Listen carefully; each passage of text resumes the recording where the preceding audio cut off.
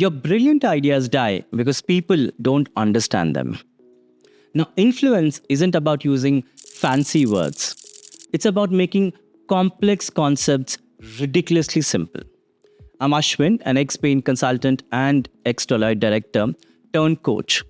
And after advising clients for 20 plus years and thousands of executive coaching sessions, I discovered this. The smartest person in the room rarely wins. The clearest one does. Influence is about clarity.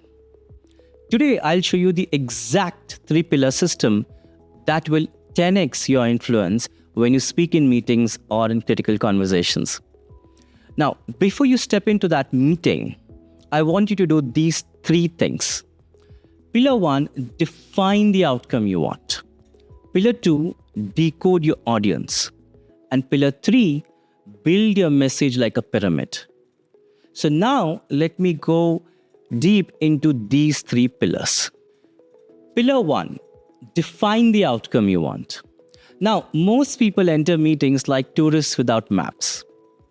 They wander, they meander around, and they just waste everyone's time. What you should be doing is entering every meeting or conversation with the exact outcome you want. Ask yourself this one question. What do I need from this person or this group of people I'm meeting? And be precise. Do you need an approval? Do you need feedback? Or do you need an introduction? If your goals are muddled, you will end up having muddled conversations. Now, picture a budget meeting. You want a software that costs you $50,000. A weak meeting start would be to say something like, let's discuss our tech needs. A strong start would be to say, I'm seeking approval for a software that's going to save us 10 hours a week. The first weak start invites endless debate. The second strong start drives towards a yes or no answer. Now, this single shift, defining a precise outcome, can cut your meeting time dramatically and get you to that decision. Pillar 2, decode your audience.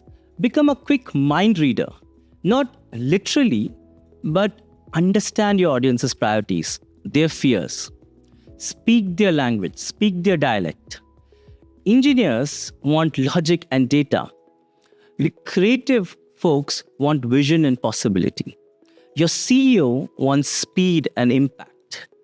If you miss this, you will be speaking Chinese to someone who only understands Spanish. Use the empathy shortcut. So before any important conversation or any important meeting, answer these 3 questions.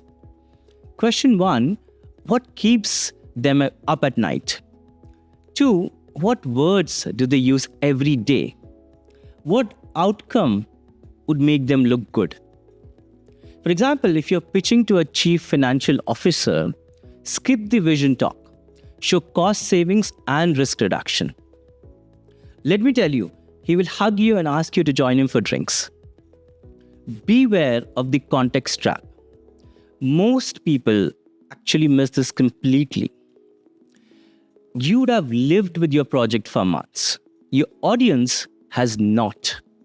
Now, this gap destroys credibility faster than anything, and I've seen this happen again and again. The solution: open the meeting with a 30-second briefing. So folks, quick reminder, we are solving X problem, we have explored Y options, today we need Z decision. Boom, everyone is now on the same page. Nobody is confused. Also, don't use acronyms in meetings, especially with clients and mixed audiences. Don't say ARR when you can clearly tell them annual recurring revenue. Use simple high school level English. Pillar 3, build your message like a pyramid, not a stream of rambling thoughts. First, start with the answer or your main message. Don't end up hiding your main message in paragraph 3 or paragraph 4. Second, provide supporting evidence or supporting arguments. And always write down what you're going to say before the meeting. Writing is thinking. If you can't write it clearly, your thinking will be muddled. If on writing the arguments confuse you, they will confuse everyone else in the meeting. So fix your arguments, fix your thinking on paper first. Third, the next steps. Every meeting needs a therefore moment. What happens next? Who does what? By when? Use pauses and silence to grab audience attention. Pauses are a speaker's superpowers. They create emphasis. They build suspense. They allow for processing. Yet most people fear silence. And they end up filling space with verbal garbage. Try this after making your point. Count to 3 silently. 1 Mississippi, 2 Mississippi, 3 Mississippi. And watch how people suddenly pay attention to you. Let's use a simple example and apply this 3-pillar system that I took you through. Let's assume a scenario. You want to convince your boss, Adam, to let you work remotely on Fridays. What most people might say, hey Adam, you know what, traffic has become a pain. It takes me an hour to travel each way. The proposal deck I'm working on, you've given me a ton of review comments. I have to sift through all of them. I know you wanted to take more proposals, but I have no time, Adam. On Friday, there are so many interruptions in office.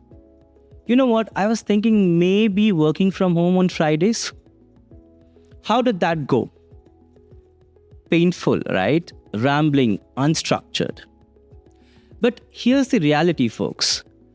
Most of us speak like this because majority of our normal day-to-day interaction is with our spouse, our friends, our colleagues, people who know us very well, people who know us intimately. So even if we are unstructured, even if we leave out so much context, they get us. They can read our mind. So we expect everyone else to also read our mind. But this mindset is fatal in high-stake meetings or conversations. So let me tell you how to communicate effectively using our 3 pillars.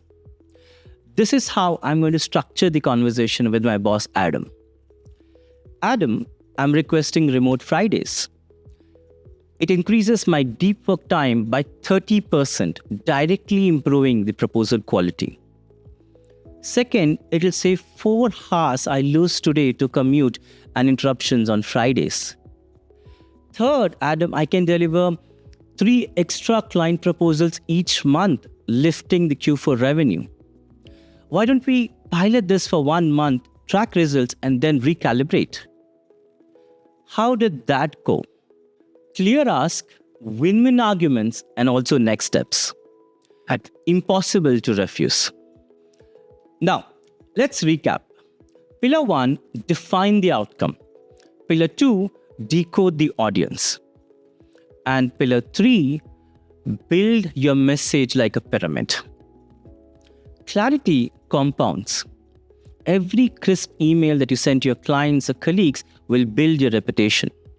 Every focus meeting that you lead will earn trust. Every structured presentation will help you open doors. So for your next big meeting, use this 3-pillar approach and watch people lean in when you speak. Comment below with your biggest communication challenge. I personally read every comment. Now, if this video helped you, subscribe for more such videos. And share it with one person who needed to hear it.